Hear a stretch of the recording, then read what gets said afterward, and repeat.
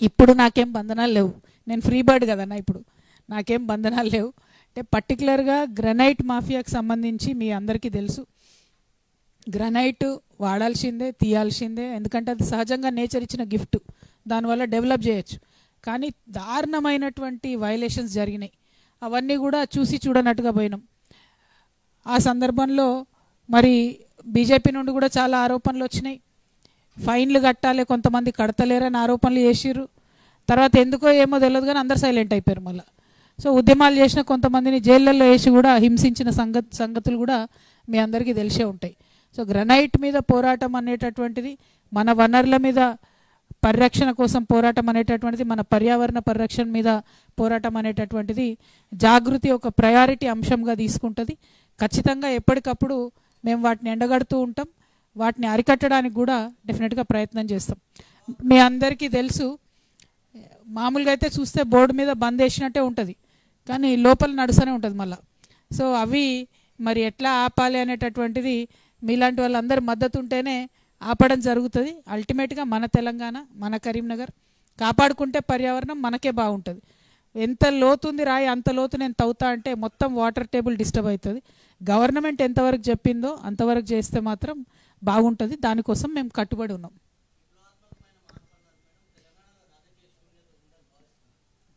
రాజకీయ శూన్యత అనేది 100% ప్రతి సందర్భంలో ఉంటుంది, ఇవాళ కూడా ఉన్నదనే నేను భావిస్తున్నా. ఇవాళ ఇక్కడ మాట్లాడినటువంటి అనేక మంది ప్రతి జిల్లాలో కూడా అదే విధంగా మాట్లాడుతూ అటువంటి ఒపీనియన్సే వస్తూ ఉన్నాయి.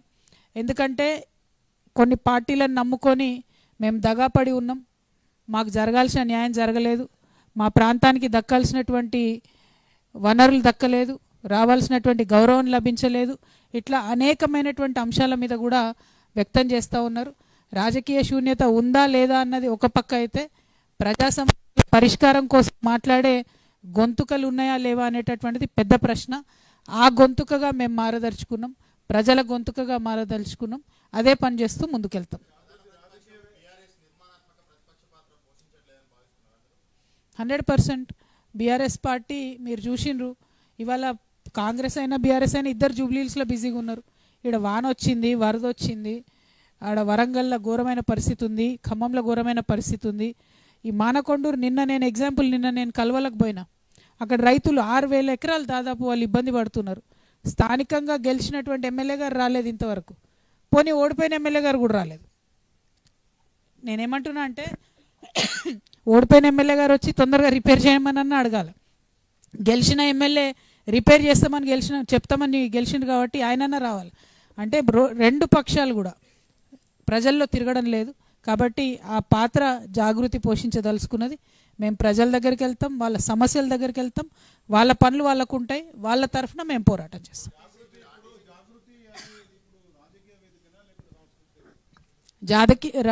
జాగృతి ఎప్పుడైనా రాజకీయ వేదికనే కదన్న. మేము తెలంగాణ ఉద్యమంలో మేము బతుకమ్మలే కాదు, బతుకమ్మలు ఆడటమే కాదు, బాంబులు కూడా వేస్తామని చెప్పినాం. ఏం సాంస్కృతిక వేదికగా లేం, మేము ఎప్పుడైనా రాజకీయాలే మాట్లాడినాం. నో బీఆర్ఎస్తోని అటాచ్డ్ ఉన్నామా లేదా అన్నది పక్కన పెడితే, జాగృతి ఎప్పుడైనా సరే ప్రజల కోసమే మాట్లాడింది, ఇప్పుడు కూడా అదే చేస్తాం. ఇప్పుడు తీసుకున్న లైన్ కూడా తెలంగాణనే, అప్పుడు తీసుకున్న లైన్ కూడా తెలంగాణనే.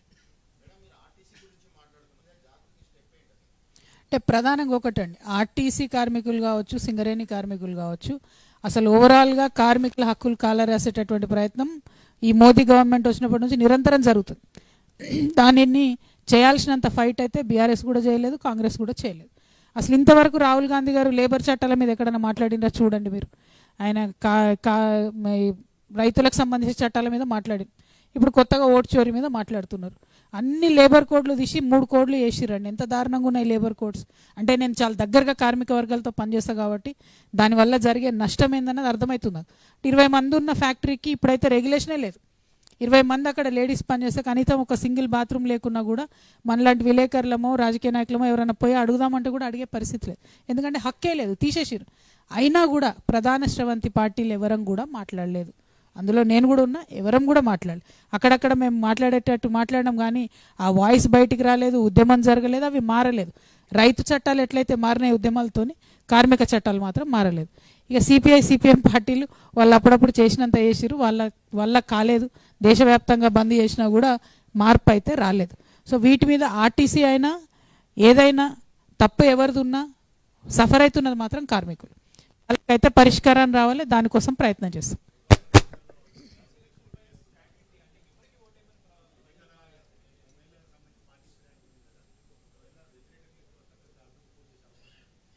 అంటే ప్రధానంగా ఒకటండి, అసలు లోకల్ బాడీ ఎన్నికలు ఎప్పుడు వస్తాయన్న విషయం ఎవరికి అర్థమవుతలేదు. వచ్చినప్పుడు తప్పకుండా జాగృతి ఏదైనా నిర్ణయం తీసుకుంటే ప్రకటిస్తాం. మీరు అన్నట్టు ఫిరాయింపు ఎమ్మెల్యేలను ఇప్పుడే ఇంకా మేము చెప్పలేం, ఇంకా 2 నెలల సమయం కావాలని నిన్ననే స్పీకర్ గారు కూడా సుప్రీంకోర్టులో మళ్ళీ అప్పీల్ చేసినారు. అంటే సాగదీసేటటువంటి ప్రయత్నమే ప్రభుత్వం చేస్తుంది తప్పితే మరి వాళ్ళను కంప్లీట్గా రెసిగ్నేషన్ చేపించి కాంగ్రెస్లోకి తీసుకుందామనే ప్రయత్నం కూడా చేయడం లేదు. జూబ్లీహిల్స్ ఎన్నికల్లో మాకు సంబంధం లేదు, జూబ్లీహిల్స్ ఎన్నికల్లో జాగృతి ఎటువంటి స్టాండ్ కూడా తీసుకోవడం లేదు. ఎందుకంటే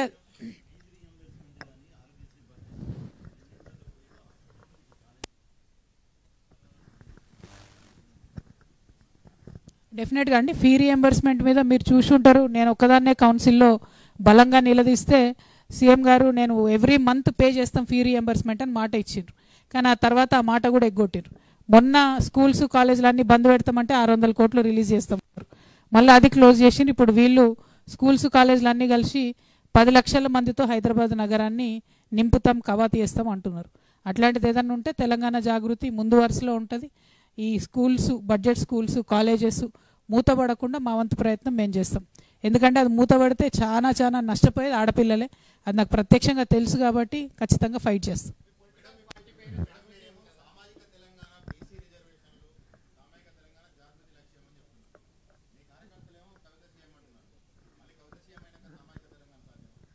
ఇప్పుడు 23 మంది సీఎంలు అయినరా ఆంధ్రప్రదేశ్ రాష్ట్రానికి, ఒక్క మహిళా సీఎం కాలే, ఒక్క బీసీ సీఎం కాలే, ఒక ఎస్సీ సీఎం కాలే.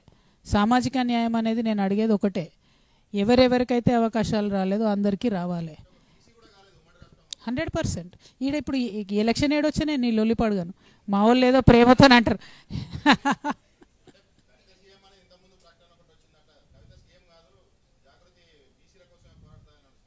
ఇప్పుడు నేనేమంటున్నా అంటే బ్రదర్, నేను ఇప్పుడిప్పుడే మొదలుపెట్టిన, ఇది 3వ జిల్లాలో తిరుగుతున్నాం, ఇంకా 30 జిల్లాలు తిరగాలి. మేము తిరిగి ప్రతి ఒక్కరి దగ్గర నుంచి, మీలాంటి వాళ్ళ దగ్గర నుంచి ఐడియాస్ తీసుకొని మా కార్యాచరణ ఏంది అనేటటువంటిది ఆలోచన చేసుకుంటాం.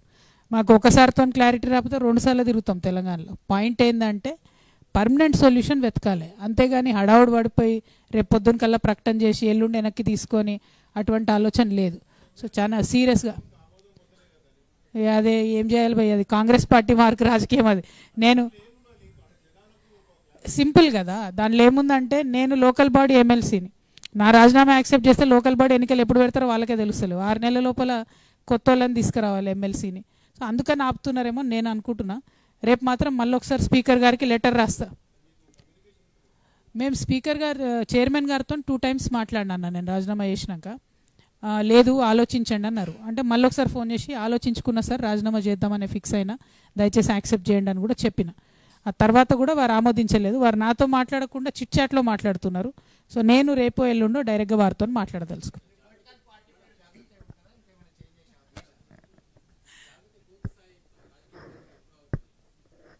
ఇంకా ఏమనుకోలేనా, ఇంకా ఒక్కసారి మొత్తం తెలంగాణ అంతా జనంబాట కార్యక్రమం పూర్తయిన తర్వాత డెఫినెట్గా మీ అందరితో మళ్ళీ కూడా ఆలోచన చేసి డంకా బజాయించి అప్పుడు ప్రకటన చేస్తాం అటువంటి నిర్ణయం ఉంటే. థ్యాంక్ యూ అన్న. మా మాజీ సహచరుల బీఆర్ఎస్ వాళ్ళని ఫస్ట్లో అట్లే అంటారు. ఫస్ట్ కేసీఆర్ సార్ పార్టీ పెట్టినప్పుడు కూడా అందరు అదే అన్నారు, వీళ్ళ బాణమని వాళ్ళు అంటారు, వాళ్ళ బాణమని వీళ్ళు అంటారు, అవన్నీ నడుస్తూనే ఉంటాయి. మేము వేళ్ళు అనుకునేదాకా ఈ విమర్శలు వస్తుంటాయి. నేను తెలంగాణ ప్రజల బాణం అన్నా, నాదేముంటుంది, నా సింపుల్ లాజిక్ అది. థ్యాంక్ యూ అన్న, థ్యాంక్ యూ. జై తెలంగాణ.